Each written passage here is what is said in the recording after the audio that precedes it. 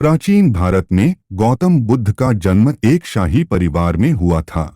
उनका जन्म एक राजकुमार के रूप में हुआ था और उनका नाम सिद्धार्थ रखा गया था। उनके पिता राजा शुद्धोधन चाहते थे कि सिद्धार्थ एक महान राजा बने और उन्हें कभी भी दुख का सामना न करना पड़े।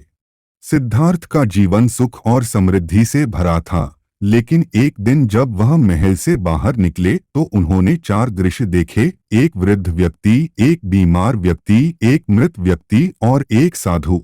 इन दृश्यों ने सिद्धार्थ को जीवन के वास्तविक अर्थ और दुख की प्रकृति के बारे में सोचने पर मजबूर कर दिया। इन दृश्यों को देखकर सिद्धार्थ ने यह तय किया कि वे अपना शाही जीवन छोड़कर सत्य की खोज में निकलेंगे। उन्होंने महल और अपनी सारी संपत्ति को त्याग दिया और एक साधु के रूप में जीवन जीने लगे। वे अनेक गुरुओं के पास गए, कठिन तपस्या की और अंततः बोधगया में बोधि वृक्ष के नीचे ध्यान करने लगे। बहुत समय तक ध्यान करने के बाद एक रात सिद्धार्थ को ज्ञान प्राप्त हुआ और वे बुद्ध बन गए। उन्होंने चार आर्य सत्य की चार महान सच्चाइयां की खोज की। दुख का सत्य, दुख जीवन में दुख अनिवार्य है। दुख का कारण समुदय, दुख का कारण इच्छाएं और लालसा हैं। दुख का अंत निरोध, इच्छाओं और लालसाओं का अंत करने से दुख समाप्त हो सकता है। दुख समाप्त करने का मार्ग दुख समाप्त करने का अष्टांगिक मार्ग। बुद्ध ने अपना शेष जीवन इन सच्चाइयों को सिखाने में बिताया। उन्होंने विभिन्न स्थानों की यात्रा की और लोगों को करुणा, शांति और सत्य के मार्ग पर चलने की प्रेरणा दी।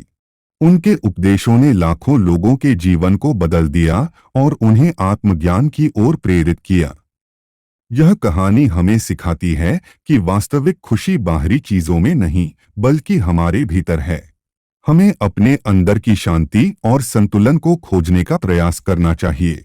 बुद्ध की शिक्षाएं हमें यह समझाती हैं कि जीवन में दुख अस्थायी है और सही मार्गदर्शन से हम इसे दूर कर सकते हैं।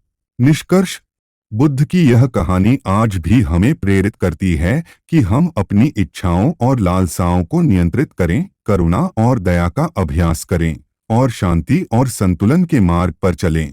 यह वीडियो उन सभी के लिए है जो अपने जीवन में सच्ची खुशी और शांति की खोज में हैं। बुद्ध की शिक्षाओं का अनुसरण करें और अपने जीवन को एक नई दिशा दें।